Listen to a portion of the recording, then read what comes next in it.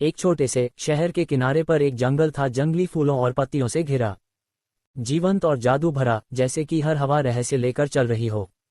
मेरे प्यारे पाठक, वह जंगल केवल पेड़ों और घासों का स्थान नहीं था, बल्कि दो आत्माओं के लिए एक पलायन द्वार था। चांदनी की तरह शांत इस लड़की का नाम शहर के लोगों ने कभी नहीं पता किया। वे केवल धीमी आवाज में उसके बारे में बात करते थे, एक साए की तरह जो धुंध की तरह आती और चली जाती थी। उसके पास पलक झपकते ही गायब होने और फिर से प्रकट होने की अलौकिक शक्ति थी। वह बादलों द्वारा निगले गए तारे की तरह गायब हो जाती। लेकिन ये कोई दिखावटी जादू नहीं था, ये कर्तव्य और दुख में डूबी जिंदगी से उसका एकमात्र पलायन था। उसका पालन पोषण दो लोगों ने किया था, पेड़ के तने जैसी भुजाओं वाला एक कुम्हार और एक कपड़ा रंगने वाली साधारण महिला। वे पहले क्रूर नहीं थे, लेकिन कड़वाहट और नुकसान ने उन्हें असंतुष्ट कर दिया। कपड़ा रंगने वाली महिला व्यापार में रानी थी, पर शहर में बसे नए लोगों ने उसका व्यापार छीन लिया था। उसने बदला लेने की एक योजना बनाई। उसकी गोद ली हुई बेटी कठपुतली बन गई। रात रात भर लड़की शहर में भटकती। वह आसपास के दरवाजों और छतों पर लाल रंग का पेंट छिड़कती थी, जिससे खून की नकल कर सके। ऐसा करते समय उसे उनके पालतू कुत्तों का सामना करना पड़ता। कुत्ते भौंकते और उसकी एड़ी पर झपटते, और कभी कभी उसे उनके दांतों से बचने के लिए कंकड़ फेंकने पड़ते थे। हालांकि इससे उसका दिल टूट जाता था। वह खाली घरों में छुपकर चिल्लाती थी, जिससे बच्चों में किसी भटकती आत्मा का डर बना रहे। लेकिन एक जगह थी जहां ये दर्द उस तक नहीं पहुंच सकता था, रहस्यमयी जंगल, जहां तितलियां संगीत के सुरों की तरह नाचती थीं और शांति एक लोरी की तरह लगता था। जब उसे अपने जीवन से चिढ़ होती, तो वह इस जंगल में आ जाती जादू से।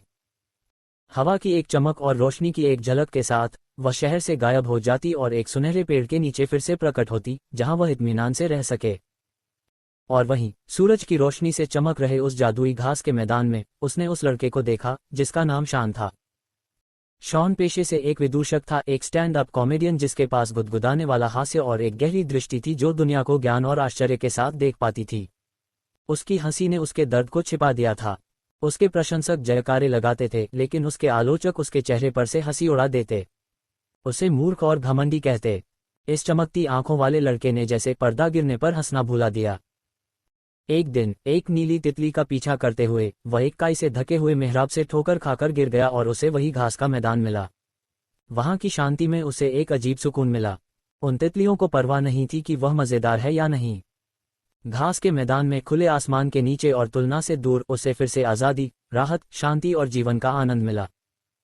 और एक दिन शॉन ने देखा, एक ओस की धुंध और खामोशी की तरह एक लड़की खड़ी थी। वे बात नहीं करते थे, वे कैसे कर सकते थे। वे अलग अलग भाषाएं बोलते थे, लेकिन कभी कभी दिल शब्दों से ज्यादा ऊंचा बोलता है। जब भी उनके रास्ते मिलते वे बस एक दूसरे को देखकर मुड़ जाते, उत्सुक और सहमे। फिर एक बरसात के दिन शॉन ने उसे भीगकर भागते और एक पेड़ के नीचे कांपते हुए देखा। वह एक मासूम पंछी की तरह भीगने से बच रही थी। उसने केले के पत्तियों से एक छाता बनाया, बिना 2 बार सोचे उसने उसे वह छाता सौंप दिया और चला गया। वह लड़की हमेशा की तरह गायब हो गई, और जब वह वापस नहीं आई तो शॉन को भूल जाने का दंश महसूस हुआ। फिर भी वह नाराज नहीं था। उसे इस पर ताज्जुब हुआ। ये किसी ऐसे रिश्ते की शुरुआत थी जिसका नाम वे दोनों अभी तक नहीं जान पाए थे। सप्ताह बीत गए, और फिर एक और बरसात का दिन आया, जैसे कि जंगल ने खुद उसे वापस बुलाया हो। वह भीगी हुई लेकिन मुस्कुराती हुई पहली बार तसल्ली के साथ उसके पास आए और उसकी ओर देख मुस्कुराए। शॉन को अपनी आंखों पर विश्वास नहीं हुआ। वह ऐसे मुस्कुराया मानो उसका दिल, जो मंच पर पैदा हुए जख्मों से भारी था, एक पल में भर गया हो। उसे मुस्कुराते हुए देखकर लड़की को लगा कि शॉन की मुस्कान रात के आसमान को ऐसे रोशन कर सकती है जैसे कोई तारा नहीं कर सकता। इशारों से ही सही, जो कोई नहीं जान सका, शॉन ने जान लिया। उस लड़की का नाम, जो उसने बैंगनी फूलों से बतलाया, वायलेट। उनकी दोस्ती शब्दों में नहीं बल्कि कुछ पलों में परवान चढ़ी, जामुन बांटने में, ड्रैगन फ्लाई पर हंसने में, मिट्टी पर बादल बनाने में। शॉन के घाव वायलेट की खामोश उपस्थिति से भर गए। उसे अब भीड़ की तालियों की जरूरत नहीं थी, वायलेट की शांत मौजूदगी ही काफी थी। एक दोपहर शॉन उसके लिए फूल लाया, जंगली फूल, ताजे चुने हुए। उसने उन्हें शर्माते हुए प्रस्तुत किया, जैसे कोई बच्चा खजाना दे रहा हो। वायलेट ने उन्हें शालीनता से लिया। उसने कुछ नहीं कहा, बस एक फूल अपने कान के पीछे रख लिया। शॉन का दिल बाग बाग हो गया। उसके लिए इतना ही काफी था। लेकिन वायलेट ने खुशी से उसके गालों पर चूमा और शॉन शर्म से लाल गुलाबी हो गए। फिर उस शाम आग के पास वायलेट ने अपने गीत गुनगुनाए। शॉन अपना सिर उसकी गोद में रखकर लेट गया और वर्षों में पहली बार किसी डर के बिना सो गया। शान वायलट का प्यार पहचान गया था।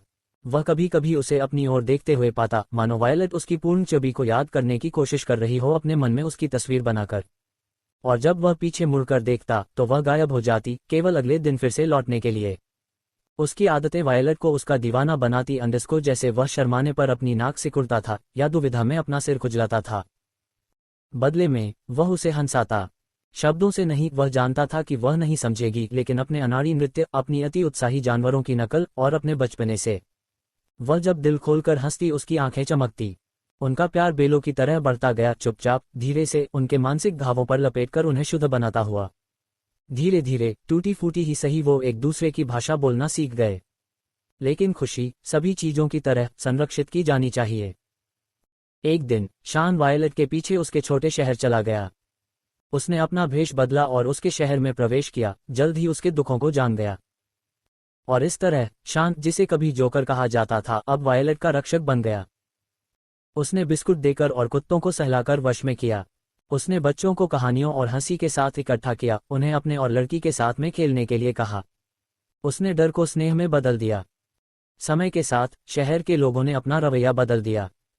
राक्षस गायब हो गया और एक देवता आ गया। और लड़की पहली बार अपना नाम सुन पाए और आम इंसान बन पाए। वह जान चुकी थी कि दर्द समझने वाला भी किसी दर्द से गुजरा होगा। वायलट ने पता लगा लिया कि शान का दर्द क्या था। पहली बार उसने अपनी शक्तियों का इस्तेमाल शान की मदद करने के लिए किया। उसने एक फैन क्लब की स्थापना की, अपने लिए नहीं बल्कि शॉन के लिए। उसने दुनिया को उसे एक आदर्श कलाकार के रूप में नहीं, बल्कि दाग, चिंता, संकोच, गलत फैसले, हताशा से भरे आम इंसान के रूप में देखना सिखाया। उसने उसके अच्छे कामों और कामों के सभी पलों को भी साझा किया। उसके आलोचक उसके प्रशंसक बन गए। शॉन ने सबसे बड़ी कपड़े की दुकान बनाई और उसे वायलट की माताजी को उपहार में दे दिया, जिससे वह बदला लेना छोड़ दे। बिना किसी डर के जीने के लिए पर्याप्त सोने के साथ उसने आखिरकार नफरत को छोड़ दिया और अपनी बेटी को सुकून से रहने के लिए विदा किया। 1 साल बाद जब फूल उन जगहों पर खिले जहां पहले नहीं थे, और यहां तक कि पेड़ भी मुस्कुराने लगे, शॉन और वायलट घास के मैदान में उस सुनहरे पेड़ के नीचे खड़े थे। हवा की झनकार, उड़ती तितलियों के बीच एक नया जीवन बिताने। और वे हमेशा खुशी से रहे, चाहे जहां भी हो। और अगर आप कभी खुद को जंगल में खोया हुआ पाते हैं तो काई से ढके हुए मेहराब की तलाश करें। कौन जानता है, शायद आपको कोई घास का मैदान मिल जाए जो ठीक हो जाए, कोई तितली जिसका आप अनुसरण कर सकें, या कोई लड़की जो टेलीपोर्ट कर सके।